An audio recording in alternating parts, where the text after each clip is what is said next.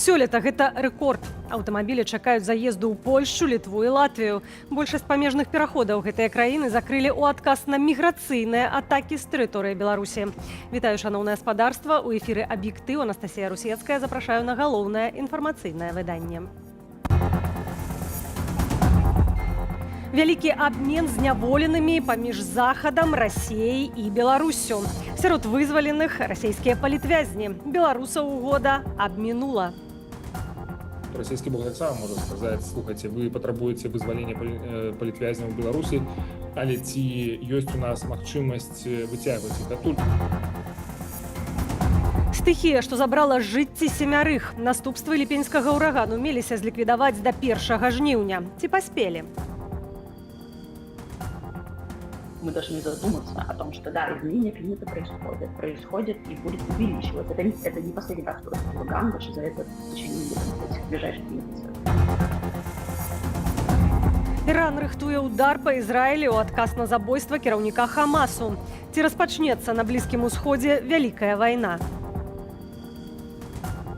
Кроў нашага госця не мелася праліцца на нашай тэрыторыі. Мусіць быць помста. Некалькі гадзінаў таму адбыўся найбуйнейшы абмен зняволенымі паміж Расіяй, Беларусю і краінамі Захаду. Рэжым Лукашэнкі аддаў асуджанага на смерць і неўзабаве памілаванага грамадзяніна Нямецчыны Рыко Крыгера. Беларускіх палітвязняў абмен не закрануў. Што вядома на гэты момант, распавядзе Аліна Скрабунова. Российские оппозиционные политики Владимир Кара-Мурза, Илья Яшин, журналист Wall Street Journal Эван Гершкович, американский морский пяхотник Пол Уилан, журналистка радио «Свобода» Алсу Курмашева. Гэтых ды некаторых іншых зняволеных Кремль абмяняў на вызваленне з заходніх турмаў сваіх грамадзянаў. Гаворка пра 26 асобаў. Пасярэднікам у самым буйным абмене вязнямі паміж Расіяй і США ды іх саюзнікамі выступила Турция. Путин подписал буквально вот накануне во вторник несколько секретных указов, данные о которых не были опубликованы. И вот есть предположение, что именно в этих указах содержалась информация об обмене заключенных. Публічна каментаваць абмен зняволенымі ў Крамлі не сталі. Заходнія медыі са спасылкай на свае крыніцы заяўляюць, што акрамя Расіі і США у абмене ўдзельнічаюць Нямецчына, Норвегія, Польша, Словения и Беларусь. Пренеприятнейший вопрос в судьбе и жизни президента, получивший очень серьезное звучание. У аўторак Лукашенко памілаваў асуджанага ў Беларусі на смерць грамадзяніна Нямецчыны Рыко Крыгера. Паводле адной з версіяў, гэта адбылося на змову з Пуціным, каб абмяняць Крыгера на забойцу Вадзіма Красікава, які адбываў пажыццёвае пакаранне ў Нямецчыне. Відавочна, што Лукашенка тут выкарыстаў Кремль. Лукашенка штосьці атрымае ад гэтага, але тут ён насамрэч якраз такі атрымальнік гэтых плюсікаў ці ад Захаду, ці ад расійскага боку, але фактычна ён проста інструмент. Пра неабходнасць вызвалення беларускіх палітвязняў у межах гэтага абмену нямецкіх палітыкаў прасіў кіраўнік НАУ Павел Латушка. Паводле выдання «The Insider», беларусаў сярод тых, каго даставілі сёння ў Анкару, няма. На думку сястры палітзняволенай Марыі Калеснікавай Таццяны, за такія абмены ідзе працяглае гандляванне. Змяніць пастанову аператыўна немагчыма. Я очень надеюсь, что действительно кто-то из белорусов будет в этом обмене, но, к сожалению, да, что мы видели и последние дни, даже, скажу, по немецким медиа очень активно там обсуждалось именно освобождение российских политзаключенных. И тут вопрос, почему российские политзаключенные туда попадают, а беларускія палітзаключоных даже не было упоминаний об этом. Тыя фігуры, у якіх зацікаўлены амерыканскі бок, яны таксама павінны быць прыняты расійскім бокам. І тут расійскі бок таксама можа сказаць: слухайце, вы патрабуеце вызвалення палітвязняў у Беларусі, але ці ёсць у нас магчымасць выцягваць іх адтуль? Яны могуць заўсёды сказаць, што гэта суверэнная дзяржава і Александр Лукашенко прымае там свае рашэнні. Дзеля вызвалення палітвязняў Тацяна Хоміш заклікае ладзіць гуманітарныя перамовы з рэжымам Лукашэнкі. Супрацьлеглае меркаванне мае былы палітвязень Олег Кулеша. Режимы не Российской Федерации, не Лукашенко не сядут за стол перамоваў з дэмакратычнымі сіламі. Это трэба прыняць і весці барацьбу. Скончым ціск, скончым барацьбу ввогуле за Беларусь, не толькі за палітвязняў. Апошні раз беларускіх палітвязняў выпускалі на волю падчас прымеркаванай да 3 ліпеня амністыі. У межах так званага памілавання на волю выйшлі актывістка Дар'я Лосік, палітык Рыгор Кастусёў і яшчэ 16 асобаў. Агулам у турмах і калоніях Беларусі з палітычных прычынаў на гэты момант утрымліваюць сама меней 1391 асобу. Аліна Скрабунова, Белсат. Валер Сахашчык заявіў пра выхад з аб'яднанага пераходнага кабінету. Цягам 2 гадоў палітык быў прадстаўніком у абароне і нацыянальнай бяспецы. У адмысловым відэазвароце Валер Сахашчык распавёў, што офіс Святланы Ціханаўскай, цытата, не разумеў спецыфікі ягонай працы. Канец цытаты. Замест абмеркавання зменаў у працы кабінету, паводле Сахашчыка, офіс пачаў медыакампанію дыскрэдытацыі палітыка. Я был очень сильно разочарован, наблюдая, как люди, с которыми еще вчера мы спокойно договаривались, сидя за одним столом, вдруг стали конкурентами и практически врагами. Я не знаю, в чем настоящая причина. Может быть, в ограниченности финансовых ресурсов, которые трудно поделить на всех. Я никакой помощи от кабинета не получал, за исключением информационной поддержки. Я всегда был финансово самостоятельным. Непагадзь уладарыла ў Беларусі цягам амаль усяго ліпеня. Парушала энергазабеспячэнне, валіла дрэвы, знішчала маёмасці і ўраджаі. Прагноз эколагаў не суцяшае. Гэткія выбрыкі надвор'я нікуды не знікнуць. А значыць, да іх трэба быць гатовымі. Што для гэтага робяць у Беларусі, раскажа Андрей Сульжыц. Бедная держится. Сярэдзіна ліпеня па краіне пракацілася хваля ўраганаў, што прынесла разбурэнні, пакінула людзей без вады і электрычнасці, найперш на Гомельшчыне. В начале августа вы должны мне положить на стол вот эти все уроки. Эти наградили, этих наказали, здесь закупили, в резерв положили, что нам надо. Гэтак Лукашенко ставіў задачу высокім службовым асобам Беларусі разабрацца з наступствамі непагадзі. Дэдлайн 1 жніўня. Што праўда, да гэтага часу краіну накрыла яшчэ 2 ураганамі. Наступствы ліпеньскага навальнічнага фронту сёння ўсё ж разгледзелі ва ўрадзе. Найбольш праблемаў даставілі абрывы высакавольтных лініяў. І ў сярэдзіне ліпеня, і пры канцы іх шквалісты ветер пакінуў без электрычнасці амаль 2000 населенных пунктаў. Здесь будут изменения в нормах. Уже соответствующие мероприятия есть, которые перечисляют те нормы, которые необходимо поменять и провести определенную работу. А памяняць давядзецца шмат. Эколагі кажуць, небяспечныя метэаралагічныя з'явы застануцца з намі назаўсёды. Гэта змена клімата, і яно звязана з тым, што то, як клімат быў арганізаваны на планеце Зямля до індустрыяльны перыяд, ён зараз змяняецца, мы ў пачатку гэтай змены. Неўзабаве ў Беларусі можна будзе пабачыць і іншыя анамальныя праявы надвор'я. На поўдні дажджу няма, і ён будзе там патрэбен, бо трэба будзе, каб засуха гэтых неяк змянялася. Так, чакаць анамальных тэмператур таксама, то мы бачым, што ўжо ў гэтым апошніх месяцах тэмпературныя рэкорды былі зменены. Альянс «Зялёная Беларусь» прапануе крокі для абароны ад катаклізмаў. Сярод іх, напрыклад, паляпшэнне сістэмы апавяшчэння і рыхтаванне альтэрнатыўных крыніцаў энергазабеспячэння. Аднак задумацца трэба усім беларусам. Мы должны задуматься о том, что да, изменения климата происходят и будут увеличиваться. Это не последний раз, что этот ураган, даже за это в течение этих ближайших месяцев. Поэтому, пожалуйста, обращайте внимание на то, что какая информация вам приходит от МЧС, а даже если вы находитесь в Литве, в Польше и так далее, в других странах, это все равно очень важно. Паводле апошняй інфармацыі Міністэрства працы дапамогу ад дзяржавы атрымалі 280 асобаў, штомесячны даход якіх не перавышае 629 рублёў на чалавека. Пра матэрыяльныя наступствы непагадзі можна падумаць загадзя і самастойна, падпісаць дамову на комплекснае страхаванне дому. Это страхование строений, то есть все постройки, которые находятся на вашем участке, включая забор. Дальше все домашнее имущество, которое находится у вас, скажем так, на участке, бытовая техника, мебель, даже теплицы, если они стационарно установлены, и из поликарбоната. Такое страхаванне ад прыродных катаклізмаў на суму 10 тысяч рублёў абыдзецца ў 100 рублёў. Аплату можна разбіць на некалькі месяцаў. Андрей Сульжыц, Белсат. 3 і 4 гады калоніі адпаведна. Такія выракі агучыў Магілёўскі абласны суд журналістам Яўгену Глушкову і Аляксандру Сабалеўскаму. Таксама іх абавязалі сплаціць буйныя штрафы. Палітвязняў прызналі вінаватымі ў стварэнні так званага экстрэмісцкага фармавання і ўдзеле ў ім, а да таго ж у рыхтаванні да ўдзелу ў ваенных дзеяннях на тэрыторыі замежнай дзяржавы. Улады працягваюць ціснуць і на прадстаўнікоў медыа, якія выехалі з краіны і працуюць за мяжою. На месцах іхнай рэгістрацыі сілавікі ўчынілі як мінімум 21 ператрус у чэрвені-ліпені. Пра гэта паведаміла Беларуская асацыяцыя журналістаў. Пастановы на ператрусы былі звязаныя з заведзенымі на працаўнікоў СМІ крымінальнымі справамі. У Бажы назвалі новую хвалю ператрусаў спосабам ціску на журналістаў і медый.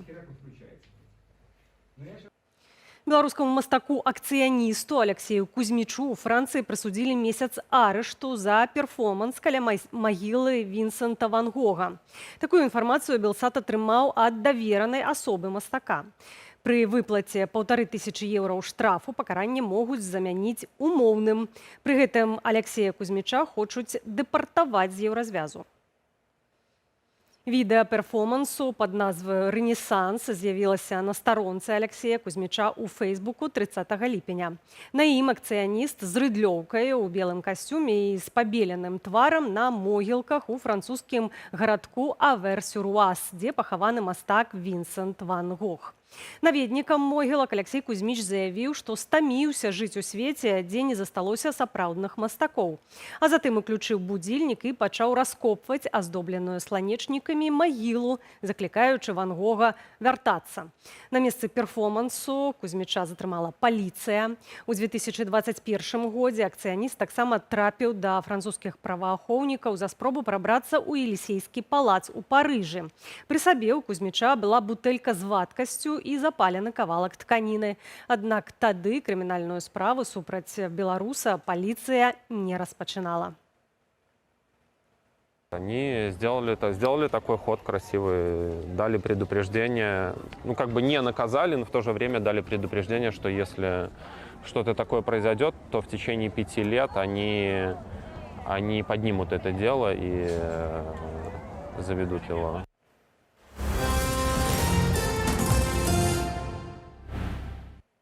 Знішчальнікі F-16 ужо ва ўкраіне. Брытанскае выданне «Таймс» са спасылкаю на ананімную крыніцу паведаміла, што 6 самалётаў Кіеву перадалі Нідерланды. І яшчэ некалькі найбліжэйшым часам прыбудуць з Даніі. Афіцыйны Кіеў, як і Белы дом, пакуль ад пацверджання інфармацыі устрымліваюцца. Раней пра перадачу ўкраіне невялікай партыі знішчальнікаў F-16 паведамляла агенцтва Bloomberg. А журналісты выдання Daily Telegraph нават напісалі, што самалёты ўжо здзяйснялі першыя баявыя вылеты ва ўкраінскім небе. Аднак удакладнілі, што пакуль іх выкарыстоўвалі толькі для супрацьпаветранай абароны. Агулам Данія абяцала перадаць 19 знішчальнікаў F-16, Нідерланды – 24. Нарвегія заяўляла пра перадачу ва ўкраіну 6 сваіх самалётаў.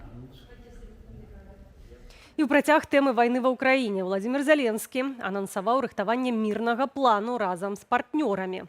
У інтэрв'ю французскім медыям ён заявіў, што афіцыйны Кіеў прэзентуе дакумент на другім глобальным саміце міру. Сустрэча, запланаваная на лістапад, Владзімір Зеленскі пракаментаваў таксама магчымы ўдзел у саміце прадстаўнікоў Расіі.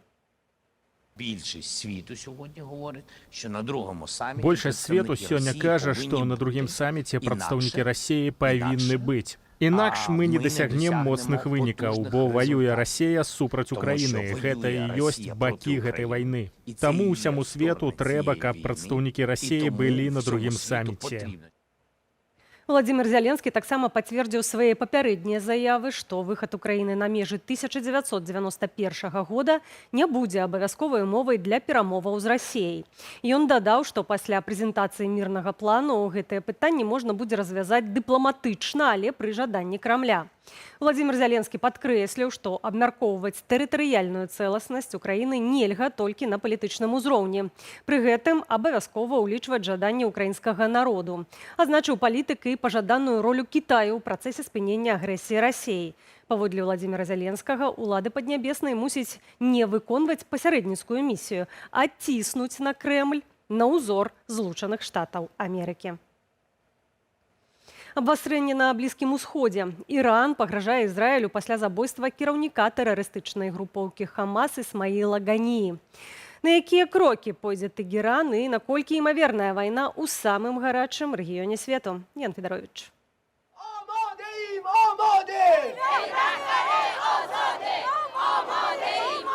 Іран. Жалобныя працэсіі і малітвы па лідару тэрарыстычнай групоўкі Хамас Ісмаілу Ганію. Яго разам з ахоўнікам забілі ў выніку ракетнага ўдару па рэзідэнцыі ў Тэгеране. Ганія прыбыў туды на інаўгурацыю новага прэзідэнта Ірану Масуда Пезешкіяна. Кроў нашага госця не мелася праліцца на нашай тэрыторыі. Мусіць быць помста. Іран вінаваціць у забойстве Ізраіль. Злачынны і тэрарыстычны сіянісцкі рэжым забіў нашага дарагога госця ў нашым доме. Ізраіль падрыхтаваў глебу для жорсткага пакарання для сябе. Іран атрымаў адчувальны ўдар. Гэта не толькі знішчэнне Ісмаіла Ханіі, які быў фактычна ўзначальваў палітычнае крыло Хамаса, якое працуе на карысць Ірану. Пытанне хутчэй у тым, што гэта адбылося ў самім Тэгеране. Гэта такі вельмі моцны і непрыемны крок для Ірана. І тут Іран, каб не выглядаць слабым, мусіць нейкім чынам адказаць. Паводле выдання «Нью-Йорк Таймс», Іран у адказ рыхтуе ўдар па Ізраілі і для гэтага можа скарыстаць тэрыторыю сваіх саюзнікаў – Іраку, Йемену, Сірыі. Меркавана гэта адбудзецца цягам 2-3 дзён. Нанесці стратэгічную паразу Ізраілю гэтыя краіны, Іран і хаўруснікі Ірану яны не ў стане. Але ўсё ж такі ў іх таксама ёсць пэўная ваенная моц і прычыніць сур'ёзную шкоду Ізраілю яны, канешне, могуць. Сітуацыя застаецца напружанай і пагроза вялікай вайны на Блізкім Усходзе яна насамрэч прысутнічае. Израиль же официально не подтверждает своей дотычности до забойства Гании. Это будет публичное унижение иранской стороны, на которое им придется ответить более резко, чем они собирались бы. И поэтому Израиль не хочет на самом деле давать никому повода для полномасштабной военной эскалации. В ней на самом деле не заинтересован никто. У той же час Израиль узяў адказнасць за знішчэнне галоўнага вайсковага камандзіра руху Хізбула Фуада Шукра, што адбылося 30 ліпеня ў Ліване. Іерусалім лічыць яго вінаватым у гібелі дзяцей падчас ракетнага абстрэлу галянскіх вышыняў. Таксама Израиль пацвердзіў ліквідацыю кіраўніка вайсковага крыла Хамасу Мухаммеда Деіфа, якога лічаць адным з арганізатараў нападу 7 кастрычніка. Смерць Деіфа наступіла 13 ліпеня ў выніку авіяналёту на сектар Газа. Кроў любога, хто забівае нашых дзяцей, любога, хто забівае нашых грамадзянаў, любога, хто наносіць удар па нашай краіне, будзе на ягонай уласнай галаве. Грамадзяне Ізраілю, наперадзе складаныя дні. Пасля удару па Бейруце пагрозы гучаць з усіх бакоў. Мы гатовыя да любога сцэнара, і мы будзем адзіныя і рашучыя супраць любой пагрозы. Гэта не першае сёлетняе абвастрэнне паміж краінамі. У красавіку Тэгеран учыніў масавы абстрэл тэрыторыі Ізраілю ў адказ на знішчэнне ў Сірыі 2 сваіх генералаў і некалькіх афіцэраў. Тэгеран задзейнічаў каля 170 БПЛА і больш за 120 балістычных ракетаў. Зрэшты, большасць з іх перахапіла сістэма ізраільскай супрацьпаветранай абароны. Ян Федарович, Белсад. У Польшчы адзначаюць 80-ю гадавіну варшаўскага паўстання. Яно пачалося 1 жніўня 1944 о 17 гадзіне. Паўстанне супраць нацысцкай акупацыі замест некалькіх дзён у чаканні прыходу Чырвонай арміі зацягнулася на 2 трагічныя месяцы. Што варта памятаць беларусам і як варшавяне аддаюць даніну памяці загінулым героям паўстання? З месца падзеяў распавядзе мой калега Руслан Ігнатович. Гукі сирэны, прыпынены рух грамадскага транспарту, хвіліна маўчання. Гэтак штогод о 17-й гадзіне польская сталіца замірае, каб ушанаваць памяць удзельнікаў варшаўскага паўстання. Сёння 80-тыя ўгодкі аднаго з найбуйнейшых мяцяжоў антынацысцкага падполля ў акупаваных гарадах Еўропы. Мяцеж працягваўся 63 дні. Удзел у баях узялі каля 50 000 паўстанцаў. Яны спадзяваліся на падтрыманне саюзнікаў і савецкіх войскаў, але чаканні не апраўдаліся. У выніку зацятых баёў і жорсткіх рэпрэсіяў з боку нямецкай арміі паўстанне было задушанае. Наступствы былі трагічнымі. Варшава была амаль цалкам разбураная, а тысячы людзей загінулі ці былі адпраўленыя ў канцэнтрацыйныя лагеры. Варшаўскае паўстанне зрабілася сімвалам барацьбы за свабоду і незалежнасць Польшчы. Для мяне гэты дзень і сумны, і радасны, бо людзі змагаліся за вольную Польшчу. Oni walczyli o wolną Polskę. Мой тата прымаў удзел у гэтым паўстанні. Для мяне гэта важны дзень, і я сюды прыязджаю некалькі гадоў, каб ушанаваць памяць аб людзях, якія тут загінулі. Мы стаім на іх костках. Побач з палякамі ваявалі і беларусы. Напрыклад, батальён арміі Краёвай з падстоўцаў, у складзе якога была амаль траціна беларусаў, маршам прайшоў да польскай сталіцы і змагаўся ў адным з раёнаў гораду Жалібажы. Падчас варшаўскага паўстання загінула двое маіх сваякоў, і зараз мы знаходзімся каля магілы аднаго з іх. 18 жніўня ён знаходзіўся на сваім службовым пасту і пайшоў да сям'і, якая хавалася ў будынку побач у сутарэннях да жонкі і да сына, каб прынесці ім есці. І калі выходзіў, у яго стрэліў нямецкі снайпер. Акрамя простых людзей і польскіх палітыкаў, удзел у жалобных падзеях узяў і прэзідэнт Нямецчыны Франк-Вальтер Штайнмаер. Даніну памяці удзельнікам паўстання аддалі і пілоты збройных сілаў Польшчы. Над Варшаву праляцелі знішчальнікі F-16. Афіцыйныя падзеі скончацца ўвечары каля кургану варшаўскага паўстання. Там, у парку аперацыі «Бура», запаліць агонь памяці. Руслан Ігнатовіч, Белсат. Беларус выйшаў у фінал алімпійскіх гульняў у Парыжы. Яўген Залаты паказаў другі вынік у другім заездзе сярод мужчынскіх адзіночных выступаў у спаборніцтвах па акадэмічным веславанні. А вось вяслярка Таццяна Клімовіч у фінал гульняў не трапіла. У сваім заездзе яна фінішавала 5-ю. У паўфінал алімпіяды выйшла плаўчыха Анастасія Шкурдай. У кваліфікацыйным заплыве на дыстанцыі 200 метраў на спіне яна фінішавала 3-ю. У агульнакамандным заліку лідаруе каманда Кітаю. У іх 11 залатых медалёў, на другім і трэцім месцы Францыя і Японія. Іх прадстаўнікі заваявалі па 8 залатых медалёў. На адную менш у Аўстраліі, якая займае 4-ю пазіцыю, замыкае топ-5 медальнага заліку США. У іх 6 залатых медалёў. Шановное гаспадарства, сайт нашага тэлеканалу часова спыніў сваю працу праз тэхнічныя праблемы, якія нашая каманда намагаецца пераадолець як мага хутчэй. Аднак без інфармацыі нашыя журналісты вас не пакінуць. Навіны, аналітыку і інтэрв'ю вы можаце знайсці на старонках Белсату ў сацыяльных сетках. Навінавыя праграмы, як і раней, даступныя на платформе YouTube. У жывым эфіры мы дасяжныя таксама і праз спадарожнік. Аб'ектыў для вас правяла Анастасія Русецкая. Заставайцеся з Белсатом.